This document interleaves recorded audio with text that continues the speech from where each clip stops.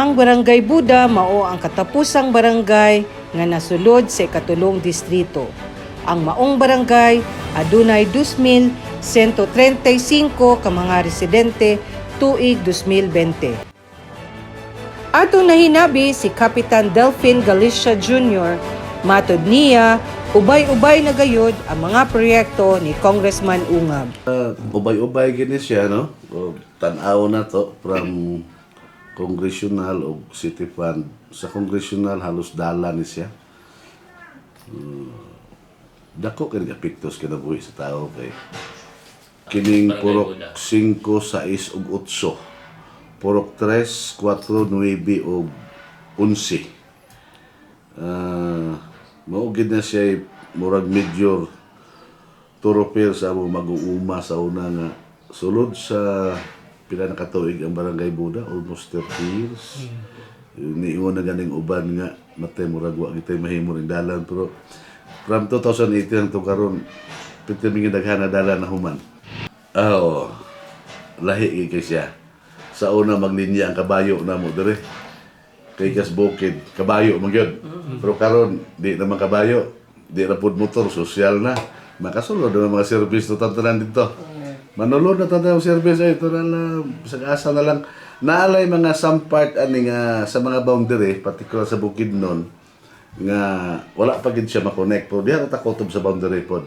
Pero kung hindi sa pikas nako, kining from 3, 4, 9 ug 11, na-connect na siya sa National Highway to Bukidnon, kining paingon og Tagum yata nga dalan.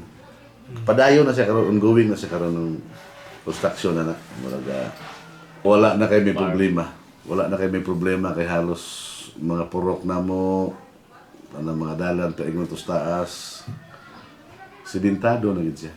Sibintado na gid siya. Murag nikalit lang pud siya ba nga sulod sa pinakatuig nga Barangay Buda, pag abot na ko 2018, walay road concrete, walay dalan siminto. Pero kalit lang gina siya, hatod karon sige pagtrabaho. Pas-pas po siya, and then taas-taas ang mga road network siya nahimo na ni-connect sa mga barangay, particular diri sa likod sa Cotabato nga side. Naa na po siya. Ito siya. Naa na siya. Warag mo tagbo, na sila gamay na lagi kulang na nila diya. So, dito po side karon medyo ning dagsa pong tao kay nakita na may dalan. Ano lang kuan. Nasa yung mga part nga wala pa gud siya, pero pag makita na to siya mahimuan na pong request na base mapunduhan na po. Atong kuan, atong mga bag-o nga mga eskwelahan. High school, sa elementary na po yung bag-o bro. Na po diha. Na sa high school daghan po siya diha. Pila ka 4-story building na diha dihimo ni Yoyo. Natay mga bagong health center, natay mga bagong daycare, na po tayo bagong tribal house, na po tayo bagong tribal negosyo center, na po siya. Hinahinay lang gid siya. Hindi gid pwede nga. Hinahinay lang gid siya nga tungad to makumpleto ra gid ato ng kinahanglan tanan. Barangay hall ni sa Kayoyo ni Sona. Mura sa Tibok Marilog, mura uniform yata na sila. Panahon ni Kapitan Policios, 2016 yata na siya. 2016 na siya, 15-16. Natay isa ka kwada ni Yoyo, nga karon na posta na kanang Corintinas. Yahan mo na diya. Gibutan na to, animal checkpoint. Veterinary. Oo, ano sa highway.